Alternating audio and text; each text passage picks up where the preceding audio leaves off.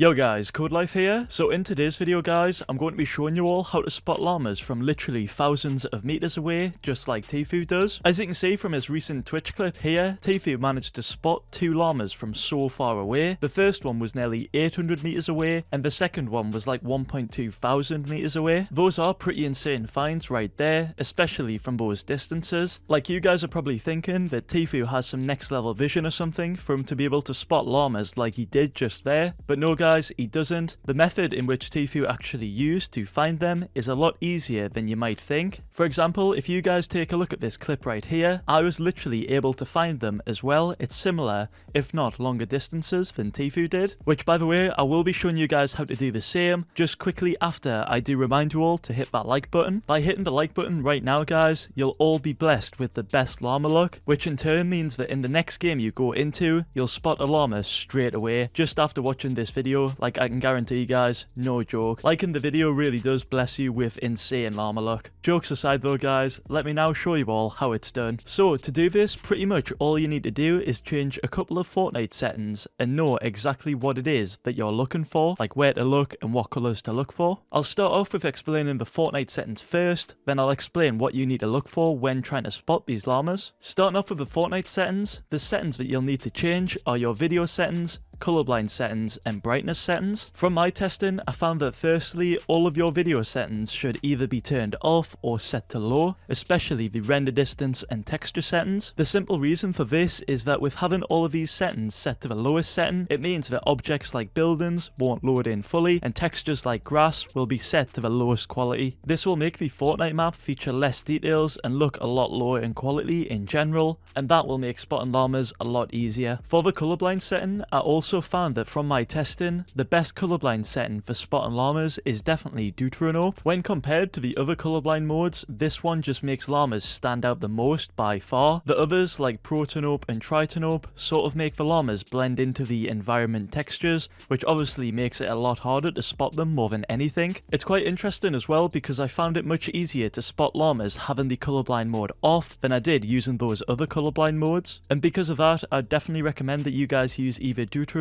or having no colorblind mode on at all. Literally, the other ones will just make it harder to spot them. In terms of which strength you guys should be using for DEUTERANOPE, I actually recommend using the highest setting, that's number 10, but to be honest, as long as you run strength number 7 or above, the difference between those 3 strengths are actually quite minimal. Like, the difference from number 7, 8, 9 and 10 is not that much, but you definitely want to be above 7 to spot these llamas the easiest. And moving on to our final setting, the brightness setting. For this one, honestly, it's all down to your eyesight and what you prefer. For me, I actually found the best brightness setting is actually the default one, that's 50%. This did in fact surprise me, as I did do a video like this one last season, and in that video I found that the best settings were do 10 and brightness on the max setting. But fast forward to this season, season 11, that's completely changed for me. Like, it seems to be a lot easier to spot them on the default brightness than it is on the max brightness. For you guys watching though, it could be completely different. Some of you may find it better having the brightness on 0%, where others may find it easier to find them on 100%, or again, you might be just like me and you might find it easiest on 50%, the default brightness. Like, even for Tfue, he's currently using 30% brightness and he's able to find them so easily. So for this setting in particular, it really does just come down to personal preference. But yeah, overall for these settings guys, you want to make sure that your video settings are all set to low on everything. You want to make sure that your colorblind is set to DEUTERANOPE 7 or above, preferably the max number, number 10. And for your brightness, this can literally be set to anything, though I do recommend that you start on default brightness first and then try and adjust it to your liking.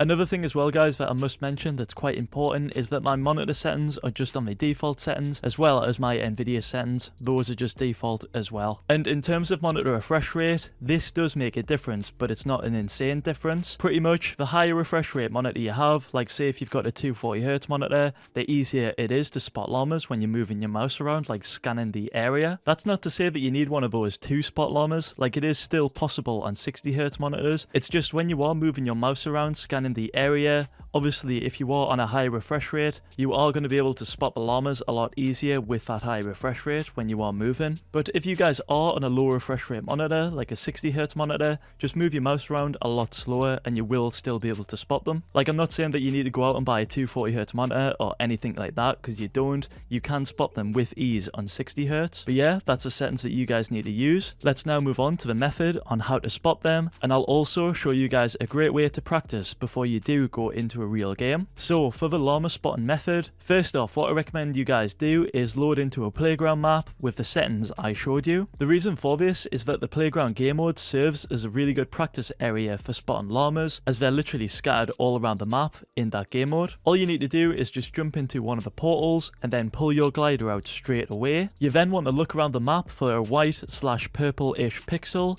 and once found, you want to simply line up your crosshair to it, hit your ping button, and this will then mark the llama. Sometimes the marker/ping can be a bit iffy when trying to select it, but usually if it doesn't mark it after 3 to 5 tries, it could mean that it's possibly a rock or something else and not a llama. Saying that though, usually you can tell if it's a llama or not. The easiest method that I found to spot these llamas is to firstly scan the grassy areas around the map and try and find a out of place white/purple pixel. If you do find this pixel, it will most likely be a llama, but if you don't and you have no luck in spotting them, what I recommend you do is literally just move on to scanning the entire map. Like, do remember guys, these llamas can literally spawn anywhere on the map, and sometimes you can just get a bit unlucky. Sometimes you can literally go into a game and find no llamas at all, then other games you can go in and literally find 2 to 5 llamas. The best thing that you guys can do is try and spot them while you are high up, as the more that you do descend down, the more that the map will start rendering in, meaning it'll be even harder to spot a llama. But yeah, after you guys have practiced and you do feel confident in your llama spotting ability, you can then go into a real game and try it out for yourselves. Now, I'm not exactly sure on how useful this sort of strat/method will be in a real game. I think it really does depend on your playstyle and how you play in general. Though saying that though, I do think that this is a strat that you guys should all know about and be aware of,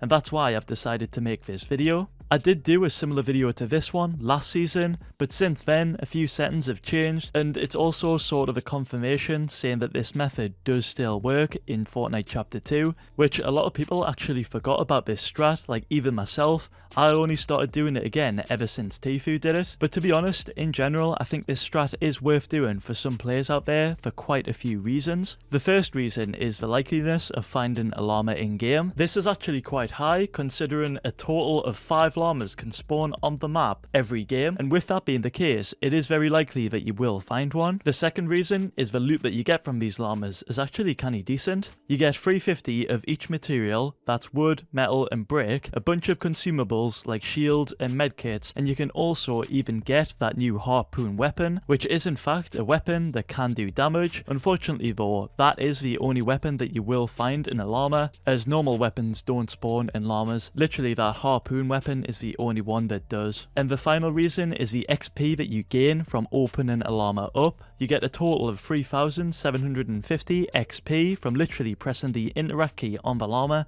to open it up. That is a lot of XP for doing something that's relatively easy. To me, that's like a complete steal. Do remember though that you do in fact need to open them up with your interact key. Like if you pickaxe them, as most players do, like I even do that myself, you will lose the XP. So all you really need to do if you do want to be safe and protect yourself when opening the llama is just simply build a 1x1 around you, open it up, and you'll get that awesome XP bonus. And yeah, those are the 3 reasons why I think this strat can be quite viable for some people out there. Do let me know in the comments guys if you yourself think this is a viable strat. Like, do you think it's worth it or not? I'd love to know what you guys think. Please let me know in the comments below. But yeah, that's all I've got for today guys. If this video did help you out, or if you learned something new, then be sure to drop a like on this video guys, as most of you know, that helps me out massively. Also, while you're doing that, feel free to subscribe to the channel if you are new, and feel free to use Codelife in the Fortnite item shop when you do purchase any skins. That one as well guys does help me out massively, and honestly really is appreciated. Like, if any of you guys watching have purchased a skin or even a game with my creator code, let me know either in the comments section below or message me on Twitter so that I can thank you personally,